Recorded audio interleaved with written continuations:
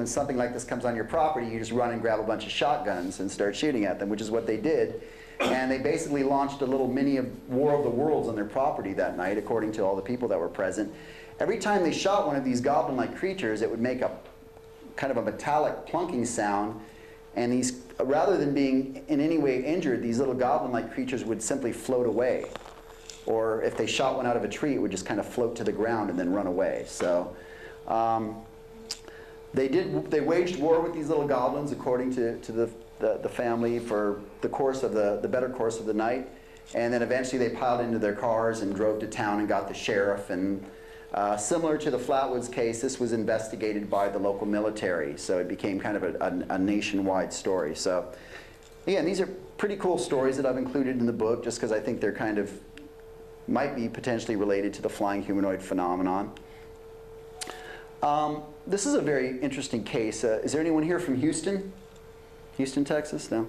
Okay, well, Houston has its own flying humanoid creature. It's known as the Houston Batman. And definitely not talking about the Caped Crusader here. This is something entirely different. June 18th, 1953, 3 people were sitting out on their porch in Houston, Texas, and they claimed that they suddenly noticed this was at night, they noticed this shadowy figure moving across the lawn, and as they watched it, it seemed to kind of float up onto the branch of a large pecan tree and take shape. And that's when they observed that it was a man-like form standing about 6 or 7 feet tall, and he seemed to have bat-like wings coming out of his shoulders. And what's really weird is that he was, according to the witnesses, he was dressed in a paratrooper costume with a helmet, a black tight-fitting outfit, and knee-length boots. And what's really weird about the Houston Batman is he seemed to be giving off this strange yellowish-gray glow. And they watched him for a couple of minutes, kind of rocking back and forth on the branch of this tree, leering at them. And then suddenly the light began to fade out and he vanished into thin air. And a few minutes later, they perceived a torpedo-shaped object shooting up into the air from across the street, and a loud swooshing noise to go along with that. So the following morning, one of the people who was present, a woman named Hilda Walker, went and reported to the local police in Houston, and it made the Houston Chronicle newspaper. And throughout the course of the article, you find the eyewitnesses describing, you know, flying saucers, and, you know, of course, again, this was in the midst of flying saucer, flying humanoid hysteria back in the 1950s. But pretty cool story. Now, this is an eyewitness sketch of a flying humanoid that was encountered in San Antonio, Texas, where I live, back in 1998. And in some respects, it reminds me of the Houston Batman case, but this particular sketch was done by a gentleman named Frank Ramirez. And Frank, I've gotten to know Frank actually very well. I've interviewed him many times. I've spent a lot of time with him and his family. He's a very, very credible eyewitness. I mean, I really believe that he did encounter something that he just does not understand. But according to Frank, back in the late 1990s, he was still living with his mother. He was very young. He heard a noise in the backyard, and when he went out to investigate, he saw this black shape kind of perched on the rooftop of his mother's garage. And it was a moonlit night, and there were also some yard lights and street lights and things. So as he watched this figure, it began to rise up and unfurl right before his very eyes. It unfurled these massive wings, and it was just then that he could make out the shape of his face. And he described the face as looking like a human-like face, but the chin was stretched down into the shape of a beak or a bill. And he said it had black sunken eyes. And of course he was utterly terrified, so he took off and began running down the street until he finally collapsed, and of course when he came home it was gone. This incident has had a huge impact on his life, and it was very traumatic for him. That's one thing I can tell for sure. So, you know, there seems to be this underlying theme with these flying humanoid beings that, you know, they're utterly terrifying, of course, and they really do, when people do encounter these beings, whatever they are, wherever they're from, it shakes the whole foundation of our belief system. You know, these are things that should not exist in our reality. Okay, so now we're going to get to the king of all flying humanoids, the Mothman. And I'm sure many of you are familiar with Mothman, if not from books, but possibly from the movie that starred Richard Gere. Mothman is definitely one of the most enigmatic figures in the annals of the unexplained. It's really such a multifaceted, complex mystery that I could literally stand here for hours and hours and hours talking about the Mothman, because there's so many layers to the mystery. But I'll try to sum it up the best I can. Mothman is a being, a creature, an apparition that was allegedly encountered hundreds of times in the years 1966 and 1967 in and around a small town known as Point Pleasant, West Virginia. Point Pleasant is a sleepy little town that lies on the Ohio River just across the border from Ohio. In November of 1966, there's an area just outside of Point Pleasant known as the TNT area. And the reason it's called the TNT area is that back during World War II, they were actually manufacturing TNT and other explosives for the military. But by 1966, of course, all of this, the manufacturing was all closed down, and it was kind of an abandoned area. Although there are these weird, there's about 100 of these weird concrete igloos that kind of pepper the TNT area, where they used to store these explosives and other hazardous chemicals. But by 1966, this was kind of a hangout for local teenagers. They would go out to the TNT area and drag race or make out or whatever teenagers like to do in remote areas. There were two young couples, Roger and Linda Scarberry and Steve and Mary Mallett, were kind of tooling around in their '57 Chevy looking for something to do. And as they were exiting the TNT area, they claimed that they saw this figure that stood about 7 feet tall, and it was a, sturdy man-like legs, giant bat-like wings, and the most striking feature that they all noticed was that it had these two giant red glowing eyes. And they claimed that these eyes almost had a hypnotic effect on them, like they were sort of in a trance, but they were terrified at the same time. And so they took off out of there after they'd watched this thing kind of shuffling away into an abandoned building. And to their horror and chagrin, this thing followed them. It took off in the air and chased their car at speeds approaching 100 miles an hour. And it was always just behind their car in the air, and they claimed that it was keeping up with them the entire way back to town, but that it never flapped its wings. And they even claimed that they could hear it making this mechanical squeaking noise. When they got to the edge of Point Pleasant and the lights and civilization, the thing vanished. Well, consequently, they went and reported this. They were so terrified that they went and reported this to the local sheriffs. And this is a close-knit community, so the sheriff's deputy who was on duty knew these kids, had known them their whole lives, and knew them to be, fairly upstanding, credible young people.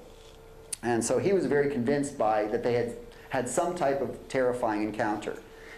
And the next morning, the local sheriff actually held a press conference where he announced that this creature had chased these young people. And the name Mothman is actually an invention by the media, by the way. It didn't actually resemble a moth. It was just, that's similar story to how the name Bigfoot came about, but that's a whole nother lecture. But Mothman was born, and over the course of the next year, people all around Point Pleasant and even down to Charleston, West Virginia, claimed to have encounters with this Mothman creature. And many of the encounters were similar. This creature would take off straight up in the air like a helicopter. It would chase their cars. It would terrify them. But that's just the beginning of the story, because around that same time period, there were multiple sightings of UFOs, strange lights in the sky. There were mysterious visits from men in black. And of course, I'm not referring to Will Smith and Tommy Lee Jones knocking on your door. These were like really menacing, weird figures that would pop up and knock on people's doors. And in particular, Mothman eyewitnesses, and would tell them, don't talk about this. You didn't see anything, whatever. And probably the most tragic element to the story is the collapse of the Silver Bridge. Exactly 1 year and 1 month after the first sighting of Mothman, this giant suspension bridge collapsed into the Ohio River during Christmas rush hour, and 46 people drowned. And pretty much everybody in Point Pleasant was devastated, because again, it's a small, close-knit community. Everybody lost somebody. Shortly thereafter, sightings of the Mothman pretty much diminished faded away into obscurity. And so to this day, the residents, many of the residents of Point Pleasant that I've talked to believe that there is a direct link between the appearance of this Mothman figure and the collapse of the Silver Bridge. So, pretty tragic.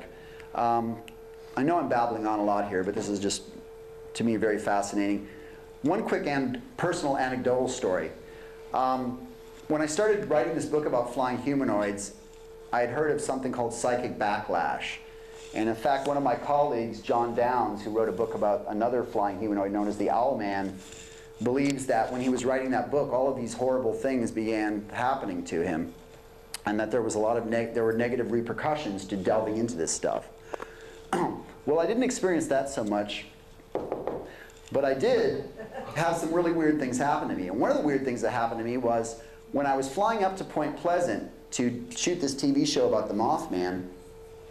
I was on a flight to Charleston, West Virginia, and there was a young, well, maybe young to middle-aged businessman sitting next to me on the plane.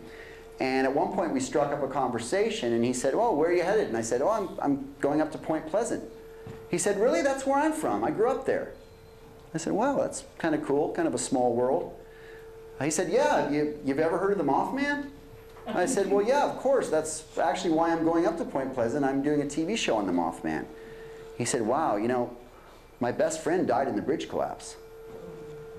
So, I mean, I don't know. I thought that was kind of a small world, kind of an interesting coincidence scenario. Point Pleasant, the population there is only, you know, maybe a few hundred to 1,000 people, and so that's just one thing that happened, but it was kind of touching.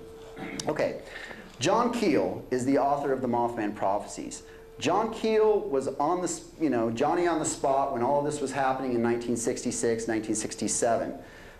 He was, at the time, he was very active in UFO research, but he also called himself a demonologist, and he's written other books like Jadoo and so forth. But he was a writer, but he was very interested in all of these different elements or facets of the unexplained phenomenon.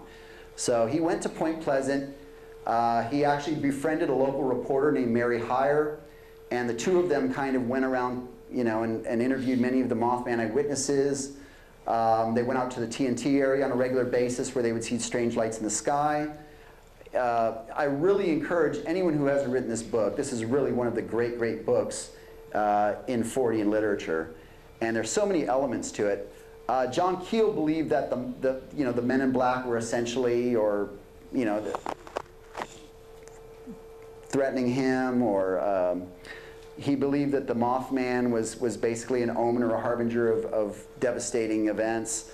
It's almost too complicated to have to explain here, but what I will say is that obviously I'm a great admirer of John Keel, but what I found, and what I found from talking to other people that have studied John Keel and who knew John Keel, is that even though he was really a respectable researcher, he did have a little bit of a romantic side. And I think, in some respects, I think that maybe he was so caught up in the Mothman phenomenon that it may have colored his perception a little bit of what was actually going on. So this is just my own personal belief. For example, I found a couple of spots in the book where he misquoted eyewitnesses, or sort of took some creative license, I should say, with some of the events. Now, that's not to say that there wasn't a bunch of weird stuff happening in and around that time. But again, I do encourage you to read his book because it's fascinating, fascinating. This is the statue of Mothman that they actually, unlike some communities that might, want to separate themselves from this type of thing, Point Pleasant has actually embraced the Mothman. They built a statue, kind of an stylized artistic statue in the town square. There's a Mothman museum where you can go and look at all the original newspaper articles and movie memorabilia and stuff. There's a gift shop where they sell books and t-shirts and different things. And they actually have a Mothman festival once a year in September where, basically they put on a great event. And in fact, Lyle and Craig Woolheater were up there this year. I couldn't make it. I was really disappointed. But Mothman's still a very big part of the Point Pleasant culture. Okay, so moving on.